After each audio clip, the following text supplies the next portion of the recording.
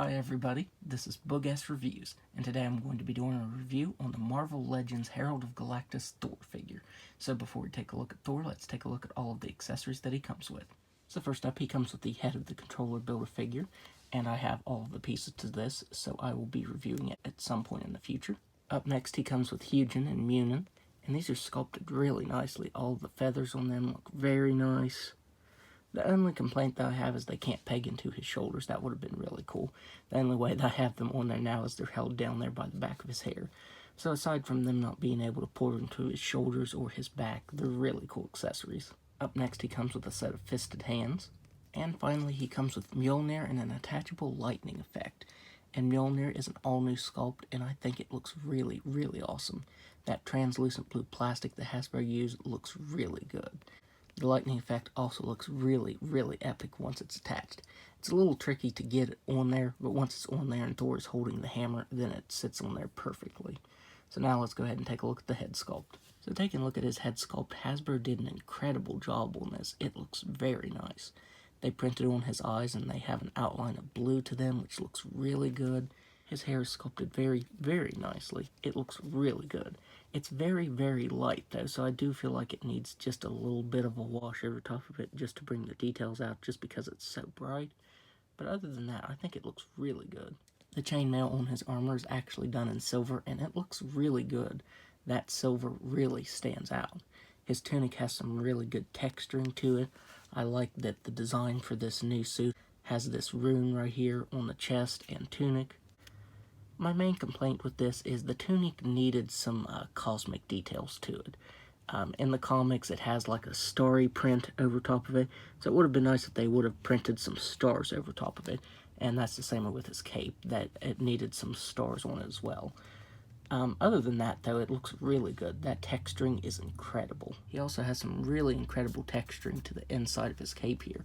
I like how it goes from purple into that red, but like I said, it definitely needs some star print over top of it. That's really what it's lacking. Here is the back of the cape. You can see that that rune runs down the back of the right side, that white strip right there.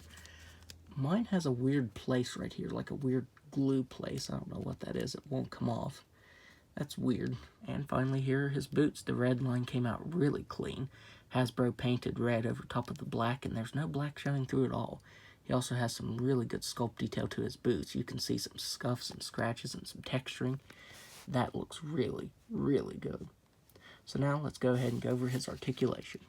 He has a ball-jointed head that can only look back that far. This hair is kind of soft, but it's still hindered just because of how big it is. He can only look down that far. It would have been nice if he could have looked down a little more. He can move his head side to side very slightly. He has ball-jointed shoulders that can move all the way out. He has a swiveled bicep, single-jointed elbow that can bend all the way in and swivel side to side. And as I'm posing this around, I'm noticing that his hand is getting really loose. So yeah, I don't know if it's from the weight of this. It's not very heavy. But yeah, his hand's just wanting to do that. He has a hinge at the wrist that can move up and down and move side to side. On this side, you get the normal swivel that moves side to side and up and down. He has a ball-jointed diaphragm that can move back all the way. He can crunch forward very slightly. He can move side to side up here. He has ball-jointed hips that can do a complete split. He can kick forward all the way. He can kick back all the way. He has a swivel at the thigh, double-jointed knee that can bend back that far. Swivel at the ankle that can move down all the way, up all the way, and an ankle rocker. So now, let's do some size comparisons. First up, here he is next to the Marvel Now Marvel Legends Thor figure. And this Marvel Now version is way taller. I don't know why, but I really thought they'd be around the same size. But yeah, this one is bigger.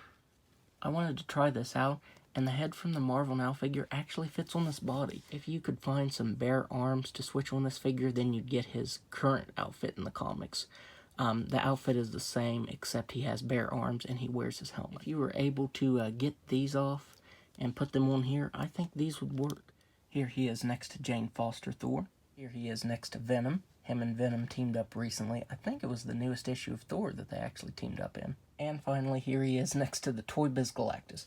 As you can see, he doesn't fit into frame, but Thor does come up here to his thigh on the Toy Biz Build-A-Figure version. So overall, I would highly recommend picking this up.